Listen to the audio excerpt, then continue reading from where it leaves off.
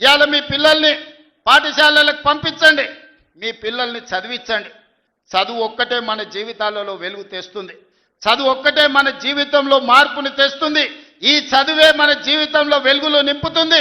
ఇవాళ ఈ వేదిక మీద ఉన్న కలెక్టర్లైనా ఎమ్మెల్యేలైనా చిన్న చిన్న కుటుంబాల నుంచి వచ్చిండ్రు, కానీ వాళ్ళు చదువుకున్నారు, చదువును నిర్లక్ష్యం చేయలే.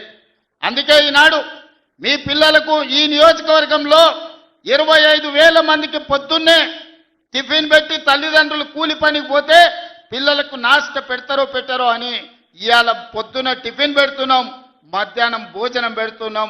వచ్చే అకాడమిక్ ఇయర్లో రాష్ట్రం మొత్తం పిల్లలకు టిఫిన్తో పాటు మంచి భోజనం పెట్టి మీ పిల్లలకు మంచి చదువు చెప్పించే బాధ్యత ఈ ప్రభుత్వం తీసుకుంటుంది. మా సర్పంచులకు సూచన చేస్తున్న ప్రైవేటు పాఠశాలల్లో 1,000 రూపాయల ఫీజులు అడుగుతున్నారు. నాణ్యమైన విద్యను మనం ఇస్తాం, నాణ్యమైన భోజనం మనం పెడతాం.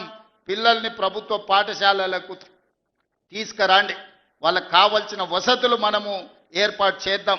వాళ్ళకు నాణ్యమైన వసతులు ఏర్పాటు చేస్తేనే ఆ పిల్లలు చదువుకోవడానికి వస్తారు. మన రాష్ట్రం అభివృద్ధి జరగాలి అనంటే మన పిల్లలు చదువుకోవాలి.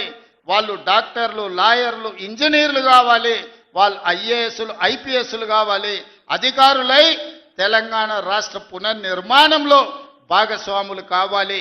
అప్పుడే వాళ్ళ జీవితాలలో మార్పు వస్తుంది, తల్లిదండ్రుల కళ్ళల్లో సంతోషము నిండుతుంది. కాబట్టి పిల్లల్ని అందరినీ చదివించుకోండి. అదేవిధంగా ఈనాడు రైతులకు సంబంధించి తెలంగాణ ఉద్యమమే నీళ్లు. తెలంగాణ ఒక పక్కన కృష్ణానది, ఇంకొక పక్కన గోదావరి నది. ఈ 2 నదుల మధ్యన ఉన్నదే తెలంగాణ. ఉమ్మడి రాష్ట్రంలో అన్యాయం జరిగింది, ప్రాజెక్టులకు ఆలస్యానికి కారణమైంది.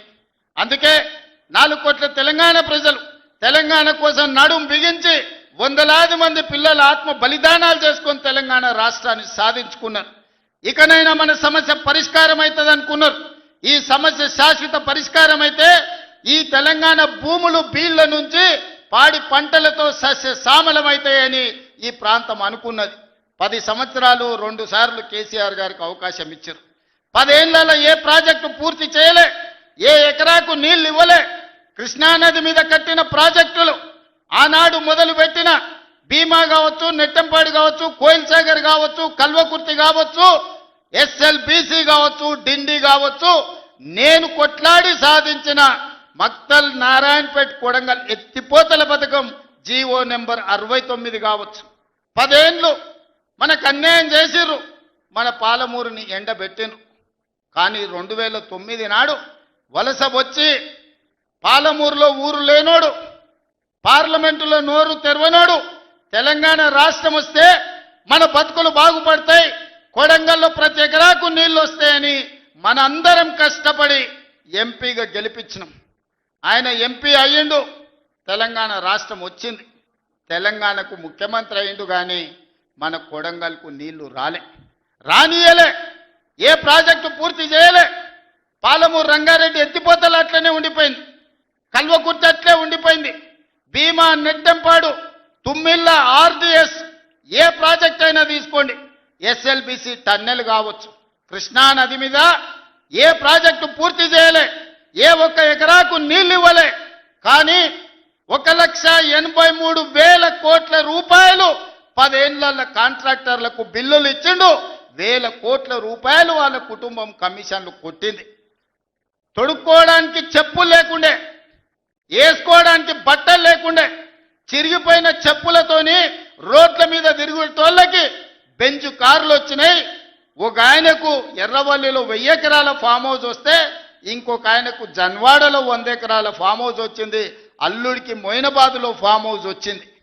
వాళ్ళ బతుకులు బాగుపడ్డాయి, వాళ్ళకి టీవీలు వచ్చినాయి, వాళ్ళకి పేపర్లు వచ్చినాయి, 1,000 కోట్ల రూపాయల వ్యాపారాలు వచ్చినాయి, వాళ్ళకి ఫామ్ హౌజులు వచ్చినాయి.